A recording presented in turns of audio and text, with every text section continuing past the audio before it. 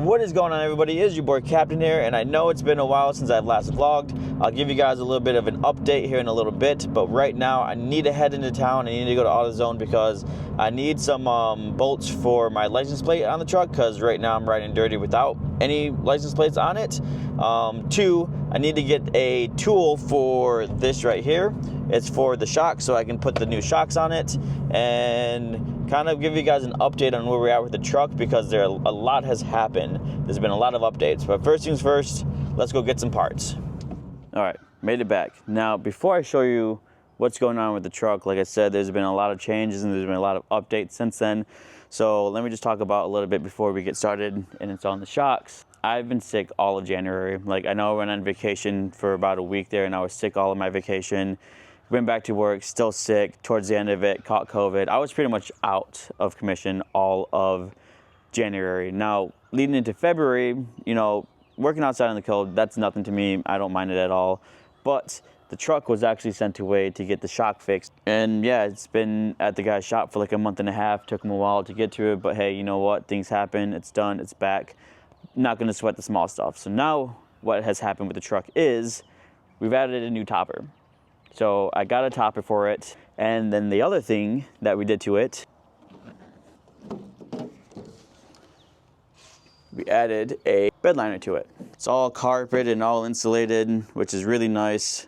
This is pretty much the next build. I'm gonna be doing a camping conversion in here. I want to travel and kind of sleep in it, and then kind of go explore new nature trails and just new golf courses. Obviously, there's a lot of things that need to be done with this, so that's pretty much the future plan for this truck, is pretty much building this next. But first things first, let's install the new shocks and kind of go over a few more things that I did to the truck.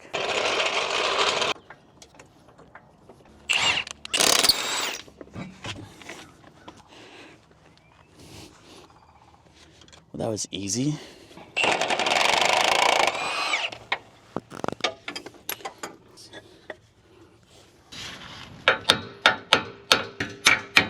There we go. I really don't want to take out this tarp if I don't have to. I'm about to pull the shock out, but you need a special tool for it. And these things are called the shock absorber. And what you do is they have like these little holes in here. I don't know if you guys can see it because it's not tracking me. There it is. It has that in it. You put this one on it first on the top bolt. You put this all the way around so it locks on the lug nut. And then you pretty much put a socket on top, and then you grab a wrench and you just start wrenching this right off, and the shock should pop off. There might be complications, but we'll find out here in a little bit.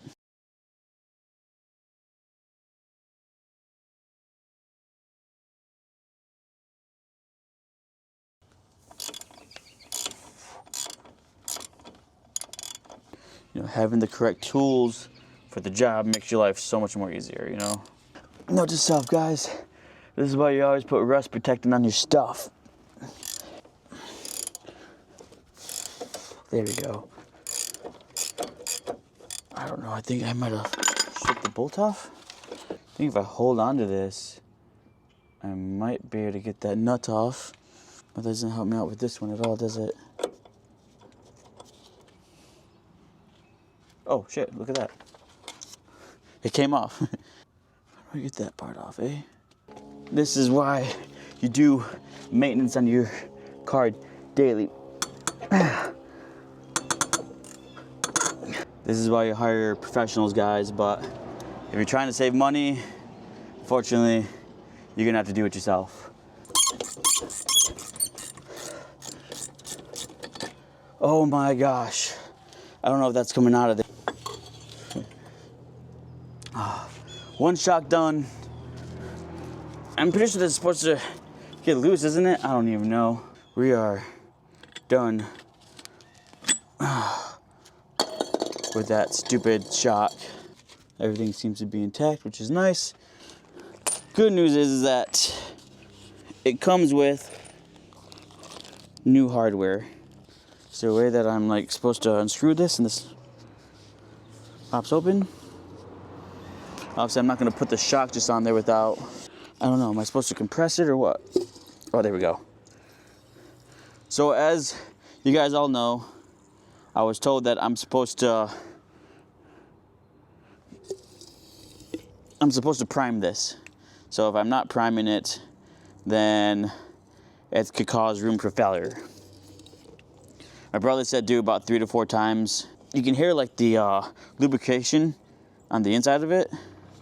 And actually, the more I do this, the more higher it goes. So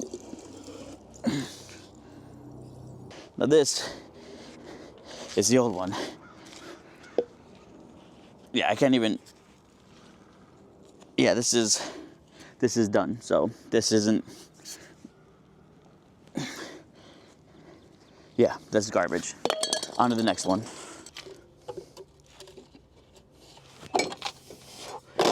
There we go.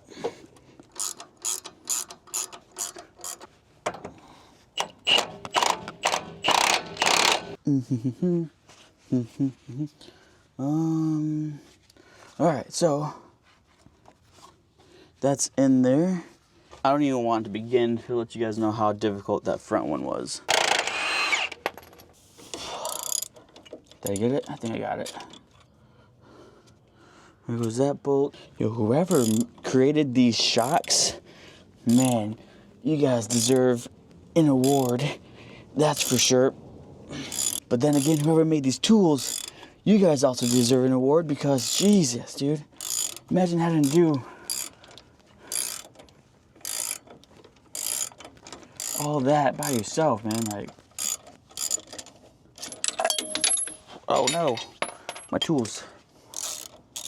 Yeah, see, it came undone pretty easy. Shock number 2, easier than shock number 1. Go figure, right? And again, just for reference here, guys, these shocks are supposed to... Oh, this one had a little bit more. Not as good as the other one. The other one was kind of junk, wasn't it? You have to make sure you primer these when you guys are putting on the shocks, because if you don't, I don't really know what happens if you don't, but easy peasy lemon squeezy, right?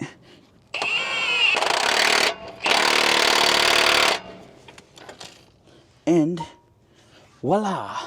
The fun part begins where we, you know, what a freaking day, you know? That's not good. So what I'm doing here is, I don't know if you guys can see it, but the bushing on it is getting...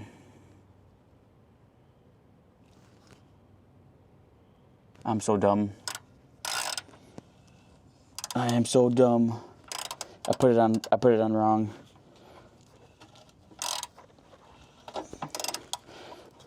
No, I messed up, guys. I'm sorry, but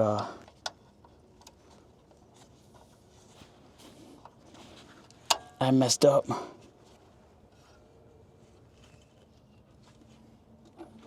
I don't know if I'm gonna be able to get this off. I think my best bet is to